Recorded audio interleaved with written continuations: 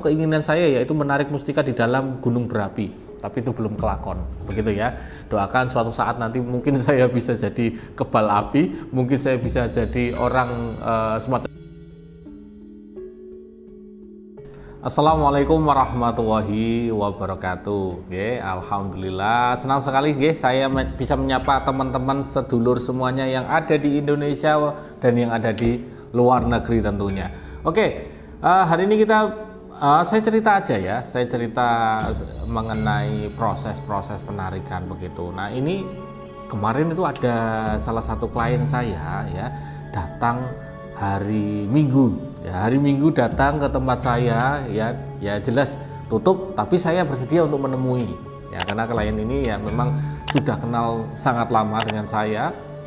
Satu pertanyaan yang dilontarkan kepada saya dan itu saya rasa ini saya jelaskan ini nggak apa-apa sih untuk pengetahuan, untuk wawasan teman-teman semuanya mengenai proses penarikan mustika yang mungkin ini mustahil, sangat mustahil, dan mungkin ini ya ibaratnya mind blowing lah. Jadi sebelum saya ceritakan ya, silakan langsung hubungi di nomor yang tertera bagi kalian yang ingin mendapatkan ageman batu mustika ya, untuk keberkahan, untuk wasilah perantara dan lain sebagainya. Begitu ya. Jadi gini teman-teman. Pas suatu hari Minggu ini klien saya kan datang menanyakan, Ki Bagus, itu proses penarikan kalau ada di lokasi semacam ini bagaimana Ki Bagus melakukannya? Di laut.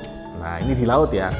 Jadi saya menceritakan gini, untuk penarikan mustika ya, kebanyakan kan orang ya katakanlah di YouTube sendirilah, orang menarik mustika di bawah pohon, di selempitannya pohon, di dalam tanah, kemudian di mana lagi tiba-tiba muncul ya kan, tiba-tiba muncul di dalam kelapa dan lain sebagainya. Ini adalah proses-proses yang mungkin bisa itu real, tapi kebanyakan adalah palsu begitu kan.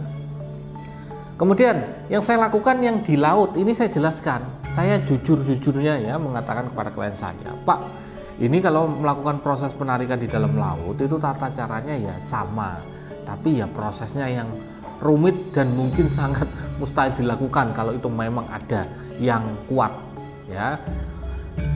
Jadi kalau saya pribadi untuk penarikan di laut, saya tidak berani lebih dari 2 meter ya kedalaman lautnya.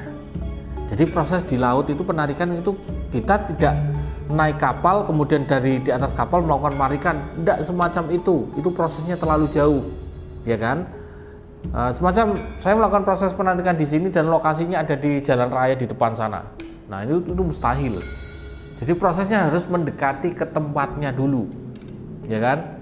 Kalau prosesnya ada di dalam laut, berarti saya harus nyemplung ke laut, nyelam dulu, baru melakukan proses penarikan di dalam. Nah, ini mustahil ya, mustahil karena saya bukan penyelam profesional dan lain sebagainya. Ini mustahil sekali dilakukan.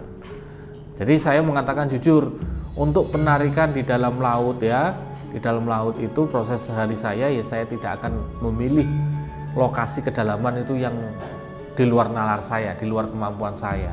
Rata-rata ya 1 meter, 1 meter, 2 meter ya.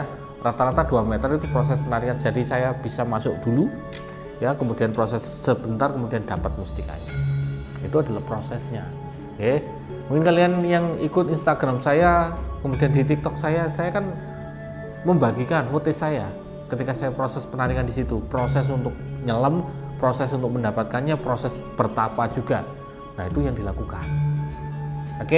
Jadi bisa digarisbawahi ya teman-teman semuanya, penarikan mustika di lokasi-lokasi yang susah didapatkan ya memang terkadang itu mustahil. Contoh, di sekitar kita di atas itu, bukan di langit ya, ibaratnya di atas kita ini ngawang ya, awang-awang itu ada benda-benda spiritual banyak loh yang berterbangan dan lain sebagainya. Orang di ada suatu komunitas di Jombang, komunitas spiritual, itu memang mereka fokus untuk menarik mustika, menarik pusaka yang ada di peterbangan di sekitar. Nah, itu gimana penjelasannya? Tiba-tiba gini dapat mustika. Nah, itu adalah salah satu cabang untuk mendapatkan mustika ya dengan cara yang sedikit mustahil. Nah, ini saya share di video kali ini untuk menjadi wawasan baru untuk kalian. Oke, terakhir saya ingin tambahkan satu keinginan saya, yaitu menarik mustika di dalam gunung berapi. Tapi itu belum kelakon, begitu ya.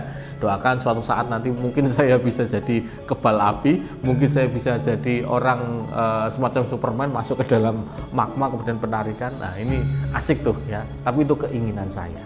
Oke, sekian dari saya, semoga bermanfaat. Wassalamualaikum warahmatullahi wabarakatuh. Salam rahayu sedulur semuanya.